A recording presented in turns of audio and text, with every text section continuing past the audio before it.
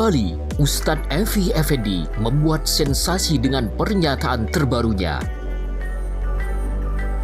Sebagaimana dilansir dari media daring islamedia.com, salah satu dai milenial Wahabi Salafi kembali menuai sorotan tajam dari masyarakat Muslim Indonesia setelah viral dengan pernyataannya yang melecehkan junjungan umat Islam Nabi Muhammad SAW.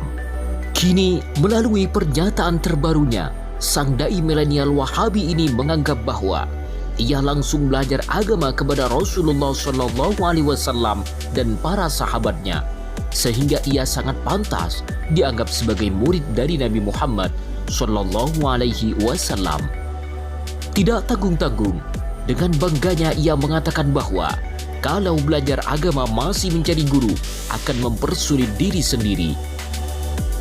Tidak hanya itu, dalam berita yang beredar, menurut dai yang bermarkas di Masjid Al-Latif Bandung ini, pada masa Rasulullah SAW tidak ada sebutan kata murid, yang ada adalah kata sahabat Nabi. Kata murid seperti film kungfu, ungkapnya. Bahkan, dalam sesi wawancara tersebut, Ustadz Evi Effendi sempat menyinggung sertifikasi dai yang akan diagendakan oleh Majelis Ulama Indonesia. Menurutnya, sertifikasi dai itu akan mempersulit masyarakat, bahkan bisa berdampak terhadap tidak terlaksananya kewajiban dari Allah Subhanahu wa Ta'ala. Agar lebih jelas, simak baik-baik pernyataan Ustadz Evi Effendi yang dinarasikan dalam bentuk wawancara. Sebagaimana dilansir dari media Islam dutaislam.com, belajar dari YouTube dan kaset ceramah Ustadz Evi Effendi, guru saya Rasulullah SAW.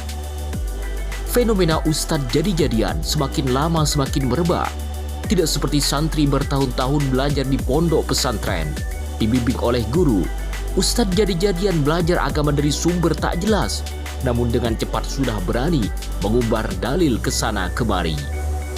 Evi Effendi belakangan ramai diperbincangkan lantaran dalam ceramahnya menyebut Rasulullah pernah sesat, dan orang yang memperingati maulid Nabi dikatakannya memperingati kesesatan. Nauzubillah.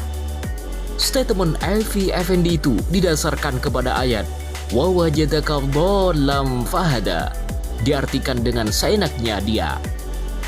Ternyata Evi Effendi yang sudah ceramah kesana kemari itu mengaku belajar agama tanpa memiliki guru. Otodidak, saya membeli buku dan majalah bekas. Sekarang lihat YouTube, membeli kaset ceramah, kemudian saya banding-bandingkan. Saya tidak belajar dari satu guru, ujar Evi ketika diwawancari Berita Tagar. Lebih lanjut, ia justru ngelantur bahwa gurunya adalah Rasulullah SAW dan para sahabat. Guru saya mah Rasulullah SAW dan para sahabat. Kalau berguru sekarang, mah riweh, pada sombong dengan ilmunya, celotehnya. Senada dengan ini, media islamedia.com melalui beritatagar.id menguraikan dengan jelas hasil wawancara dengan Ustadz Gepleh Wahabi ini. Berikut adalah penjelasannya.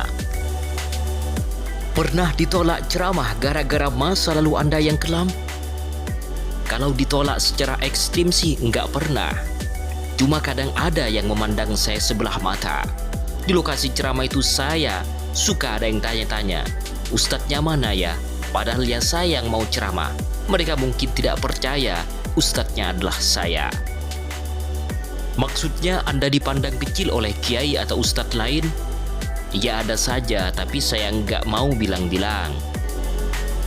Anda merasa disepelekan, terus bagaimana sikap Anda kepada mereka? Biarkan saja, nanti juga meninggal sendiri. Sebenarnya, kapan Anda mulai masuk ke masa kelam itu? Semenjak judulnya Mencari Jati Diri. Biasa, fenomena ABG anak baru gede. Bahala, segala dicoba, aku pernah mencoba segala. Termasuk narkoba? Hanya coba-coba, asal tahu misalnya ganja atau Bob Marley-nya dan minum-minuman. Cuma kalau stay di sana narkoba saya emang enggak. Saya hanya sebatas coba-coba saja, tapi efeknya yang enggak tenang, resah, enggak punya sandaran seperti agama. Biasanya apa penyebab Anda mencoba-coba itu? Karena solidaritas tinggi terhadap teman? Frustasi gara-gara cewek, hehehe. Sama perempuan mah Superman nutup, Spiderman aja jatuh. Ada faktor persoalan keluarga juga sehingga memakai narkoba? Waktu itu ekonomi keluarga memang terpuruk. Saya masuk pesantren juga tidak bayar. Sekolah nggak jelas. Kuliah nggak pernah. Bahkan nggak sempat SMA. Ketika sekolah itu sudah ikut geng motor. Gabung-gabung saja sih. Suka ribet. Berkelahi, banyak teman. Satu sakit semua sakit. Rupa-rupa waktu itu ikut brotherhood. Pokoknya panjang pisan sejarah saya di geng motor. Sekarang mereka ada yang ingat, oh ini Evi yang dulu bareng. Saya suka di mana saja soalnya, solo karir memang. Suka mengganggu warga dan berbuat kriminal, yaitu waktu kasus penusukan dengan cutter yang membuat saya masuk ke rumah tahanan di Kebonwaru, Bandung. Kasus tersebut jadi titik balik hidup Anda. Saya melihat begini, yang pada sombong itu cepat masuk penjara saja supaya tidak nakal lagi. Nggak ada jago dalam penjara mah. Sekolah termahal di dunia itu gampang masuk susah keluar. Merasa banyak belajar selama berada di dalam penjara? Ini soal penjarian diri. Jadi ngobrolnya dengan tembok nggak ada teman. Saya masuk ke sana kan seperti anak kecil. Tidak punya kekuatan, masuk penjara seperti masuk neraka. Tapi alhamdulillah, banyak yang melindungi di dalam. Saya di sana tidak lama, cuma 2 bulan di Polres.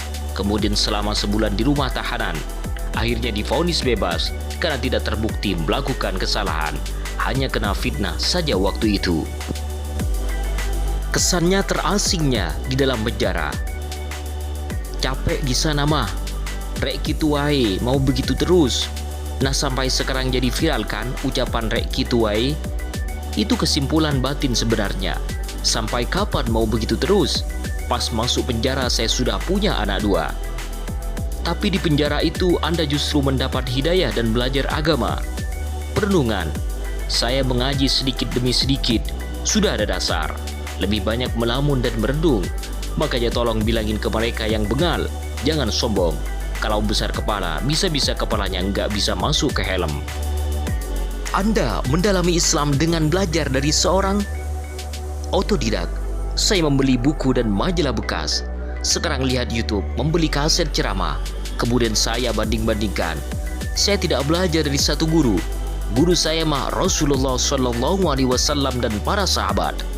Kalau berguru sekarang mah riwah, pada sombong dengan ilmunya. Sekarang punya murid dong? Nggak ada murid, sahabat saja. Ada tidak zaman Nabi sebutan murid? Kata murid itu seperti film kungfu. Saya mah sama teman-teman panggil sahabat saja. Guru saya siapa saja yang memberi ilmu. Kalau ikan itu melebar ilmu, ya dia guru saya. Anda sepakat dengan kebijakan sertifikasi Ustadz oleh Majelis Ulama Indonesia untuk menangkal radikalisme itu? Sertifikasi Ustadz riwah ribet. Nanti kalau ustadznya sakit semua, maka sholat Jumat libur.